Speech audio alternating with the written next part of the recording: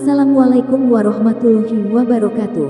Allahumma sholli ala Sayyidina Muhammad wa ala ali Sayyidina Muhammad. Pemirsa yang dirahmati Allah, marilah kita simak ceramah dari Ustadz Dasat Latif dengan tema Rahmat Allah. Sebelumnya marilah kita perbanyak sholawat minimal 1000 kali sehari, agar hidup kita penuh barokah dan mendapatkan syafaat kelak. Jangan lupa berikan dukungan kepada channel kami dengan memberikan super thanks seikhlasnya. Marilah kita doakan semoga Ustadz Dasat Latif sekeluarga dan para penonton YouTube ini diberikan kesehatan dan diberikan kebahagiaan dunia dan akhirat. Amin ya robbal alamin. Sidang jamaah sholat Jumat yang insya Allah dimuliakan dan dirahmati oleh Allah Subhanahu wa Ta'ala. Apabila seorang Muslim ditanya pertanyaan kepadanya, mau ndak kau dirahmati Allah? Elokkah kira-kira nama saya puangnya? Kamu mau disayang Allah? Pasti jawabannya mau. Tidak peduli dia bajingan atau dia soleh, taat beribadah atau dia munafik, tanya mau ndak disayang Allah? Pasti jawabannya mau. Tapi masalahnya, apakah semua yang mau disayang Allah otomatis langsung mendapat kasih sayang Allah? Tentu jawabannya tidak. Contoh, terbuka pendaftaran pegawai negeri sipil. Semua yang merasa mau jadi pegawai mendaftar dengan memenuhi syarat-syarat tertentu. Berkasnya dipenuhi dokumennya. Apakah semua yang mendaftar itu otomatis langsung diterima pegawai? Tentu tidak. Ada syaratnya, kau dinyatakan lulus. Kalau syarat-syaratnya dinyatakan lulus, maka kau jadi pegawai. Tapi biar kau mendaftar, dokumenmu lengkap, tapi ada faktor satu yang tidak memenuhi syarat, kau tidak dinyatakan lulus. Begitu dengan kasih sayang Allah. Semua umat mau mendapat kasih sayang Allah yang kita sebut rahmat Allah, tapi tidak semua langsung mendapat rahmat. Pertanyaannya, apa syaratnya? Agar mendapat rahmat dari Allah, ada syaratnya. Menurut Al-Quran, surat Al-Baqarah, ayat 118, Allah berfirman, Bismillahirrahmanirrahim, Innalladzina amanu, walladzina hajaru, wajahadu fisabilillahi, ulaika yarjuna rahmatallahi, wallahu ghafurur rahim. Dalam ayat ini Allah menginformasikan, kalau kau mendapat syarat dari saya, dari Allah, 3 syaratnya. Telumi pak syaratnya. 3 saja syaratnya. Lebih susah jadi polisi, lebih susah jadi tentara, lebih susah jadi bupati. 3 saja syaratnya. Apa ketiga itu? Yang pertama kata Allah, Innalladzina amanu, matepek kalau ripuangnya. Percaya kepada Allah Subhanahu wa Ta'ala. Beriman kepada Allah. Biasanya kalau cerita iman, anak muda langsung kalau iman Ustadz, saya beriman kepada Allah. Tapi bos, mengaku beriman gampang. Tapi yang susah diakui sebagai orang beriman. Contoh, Bapak kenal Jokowi? Kenal. Saya gampang mengaku. Kau tahu Jokowi? Iya. Sepupu kak itu. Bapaknya dengan bapakku, saudara. Saya sepupu 1 kali. Dicek ke Pak Jokowi. Pak Jokowi katanya sepupu kau Dasat. Siapa Dasat? Namanya saja baru ku dengar. Begitu juga mengaku beriman kepada Allah. Gampang mengaku beriman kepada Allah, tapi yang sulit diakui oleh Allah sebagai orang beriman. Di akhirat nanti berapa banyak berkata kepada Allah, ya Allah saya beriman kepadamu. Puang, matepek kalau ridho puang. Allah berfirman, kalau kau beriman kenapa paling selalu kau terlambat salat Jumat? Kalau kau beriman kepadaku, kenapa tiap Jumat kau selalu terlambat? Kalau pejabat terlambat, anggota DPR, bupati, pengusaha terlambat, mungkin banyak urusannya. Banyak orang masyarakat nalayani. Kau pengangguran jako. Terlambat kau lagi salat Jumat. Apa alasanmu hadapan Allah? Puncak beriman kepada Allah. Apa puncak iman? Mata pelir puangnya. Syarat utamanya aqimis shalah. Tetongang sampajangnya. Demi Allah, Bapak mengaku beriman kepada Allah, tapi tidak salat, kalian kafir di hadapan Allah. Bahkan Nabi jelaskan, batas antara kekafiran dengan keislamanmu, sholat. Kalian tidak sholat, kalian kafir. Bahkan Imam Syafi'i menjelaskan dalam kitabnya, kalau dia Islam, sengaja meninggalkan sholat, kau ingatkan sholat, tapi tetap tidak mau, kata Imam Syafi'i, haram jenazahnya kau sholati kalau mati. Maka saudaraku, apa alasan tidak mau sholat? Puasa, 1 bulan orang lapar pak. Haji, perlu puluhan juta, 1 minggu 1 bulan ditinggalkan keluarga. Zakat perlu modal. Sholat tidak ada susahnya sholat.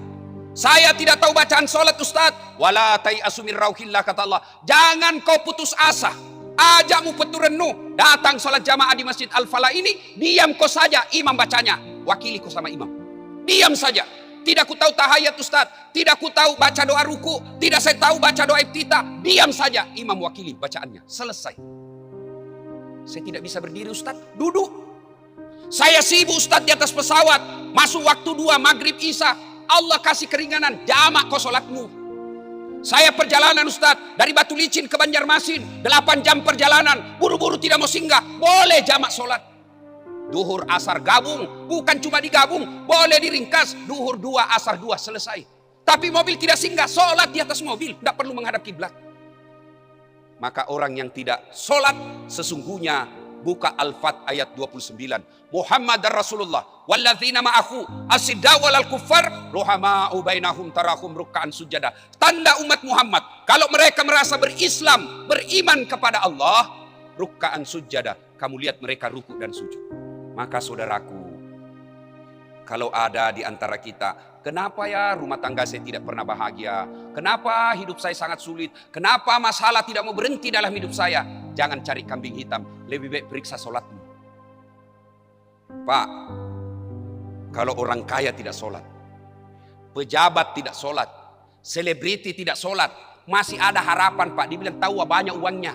Pejabat dengan jabatannya semua orang bisa diperintah. Selebriti terkenal kemana-mana orang senang sama dia. Meskipun di akhirat nanti masuk dia sengsara, tapi lino naruntuk di Pak. Dunia dia sudah dapat. Tapi kalau pengangguran tomako, kau tomo miskin, rumah kontrak-kontrak, kehujanan, kebanjiran, jelek mukamu, tidak ada kenal, kau tidak sembahyang kau lagi. Kamu runtuh. Sholatnya cuma hari Jumat. Paling terlambat datang, paling cepat pulang. Khotbah orang tidur, mau masuk surga, nenekmu punya kunci. Gimana ceritanya? Coba lihat selalu terlambat sholat Jumat, hafal mukanya. Itu juga itu yang minggu lalu terlambat. Coba lihat itu mukanya selalu terlambat, itu juga minggu lalu. Apa susahnya saudaraku? Kau tinggallah sejenak. Selesai sholat Jumat, kau tinggal berdoa 5 menit. Minta kau ke pertolongan Allah. Ya Allah, capek saya sudah merantau dari Tanah Bugis, merantau dari Jawa. Sudah 30 tahun saya di sini. Hidup saya susah. Ya Allah, bagaimana saya mau buka harga diri Islam? Bagaimana saya membahagiakan orang tuaku kalau saya miskin terus? Buka rezekiku. Allah kabulkan pada hari itu. Kecil ini dunia. Nagati puangnya, komelo puangnya. Tapi bagaimana Allah mau menolong kita kalau sholat aja malas? Ada orang biasa diceritakan sholat apa, Nabi bilang, wita topi no witai. Auzubillah min zalik. 1, orang yang mau mendapat rahmat Allah, mereka beriman kepada Allah, dan puncak keimanan itu adalah mereka mendirikan sholat. Yang kedua, kalau mau mendapat rahmat Allah, innalladzina amanu walladzina hajaru, mereka berhijrah. Apa itu hijrah Ustaz? Hijrah dalam arti konsep sejarah Islam, pindahnya Nabi dari Mekah ke Madinah, itu sekali saja terjadi. Tapi hijrah dalam arti pindah menuju yang jauh lebih baik, setiap saat boleh kita lakukan. Kalau hijrah, anak muda milenial bilang taubat. Kalau kita orang dulu tahun 70-an, 80, 90, taubat namanya. Kalau anak milenial, hijrah. Saudaraku, adik-adik yang berhijrah. Hijrah itu bukan sekedar pelihara jenggot. Hijrah itu bukan sekedar celanamu jingkrang. Hijrah itu bukan sekedar kau bicara Arab setengah-setengah. Afwan, jazakallah, kaifa haluk ya ukhti. Bukan sekedar itu. Biar kau hijrah tapi kau sombong. Kau merasa hitam jidatmu gara-gara sholat. Kau rajin puasa Senin Kamis, tapi kau suka mengkafir-kafirkan sesamamu muslim. Kamu tidak baik di hadapan Allah. Ada kan anak-anak baru belajar agama 3 bulan, itu pun melalui YouTube kultum-kultum di Instagram. Taksiyah bid'ah, barasanji bid'ah, baca yasin di kuburan sesat. Kesombongan. Orang yang hijrah itu lembut hatinya. Orang yang hijrah itu memahami perbedaan pendapat. Dan orang yang hijrah itu tidak senang mengusik-usik apalagi sampai memutuskan tali persaudaraan. Hijrah sesungguhnya bertobat. Tapi bagaimana saya mau bertobat Ustaz? Besar dosaku. Datanglah anak muda kepada Nabi. Ya Rasulullah, saya pendosa. Saya pemaksiat. Semua dosa kulakukan ya Rasulullah. Nabi bersabda, taubat kau. Tapi saya ulang lagi ya Rasul, taubat kau lagi. Tapi kau ulang lagi ya Rasul, taubat kau lagi. Lalu anak muda berkata, kalau begitu ya Rasulullah, banyak dosaku, besar dosaku. Nabi lalu tersenyum dan bersabda, anak muda, dosamu besar, ampunan Allah jauh lebih besar. Bahkan dalam hadis Nabi katakan, kau datang membawa dosa. Dalam hadis qudsi Allah jelaskan, kau datang membawa dosa penuh langit dan penuh bumi. Jangan kau putus asa, ampunanku jauh lebih besar daripada dosamu. Siaga to ya tu dosamu, malopo papak dan pengeku. Yang jadi masalah bukan dosa, yang jadi masalah mau tidak kita bertobat dan tinggalkan. Tobat itu bukan sekadar umur tua. Biasanya kalau kita bicara tobat, anak muda bilang tua, pak mau mati bertobat. Iya kalau kau sempat tua bos. Kalau nak kena COVID serangan jantung mati mendadak, nak sempat kau tobat. Kalau kau tobat malam ini, ada jaminan diampuni tobatmu, diampuni dosamu. Kalau kau tunda-tunda tobatmu, apa kau yakin masih hidup? Tobatlah.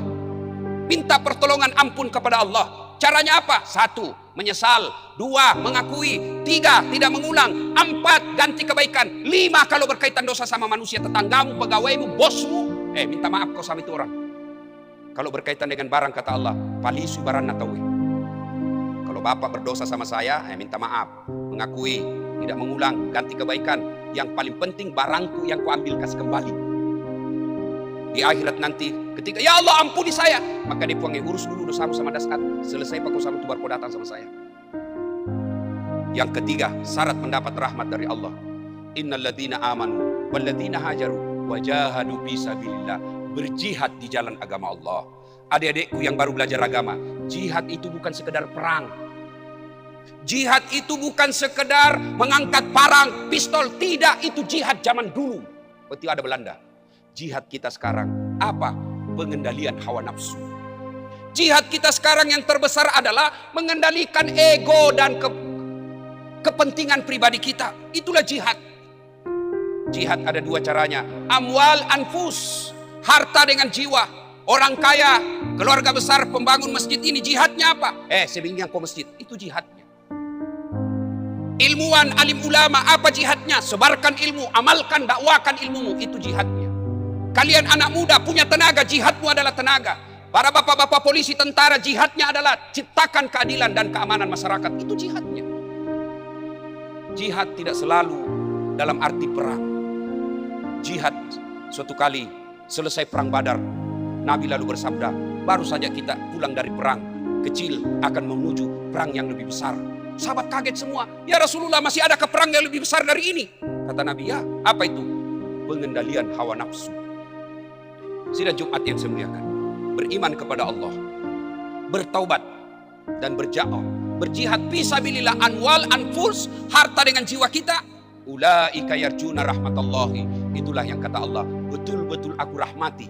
Dan bonusnya setelah dirahmati, aku ampuni segala dosa-dosanya.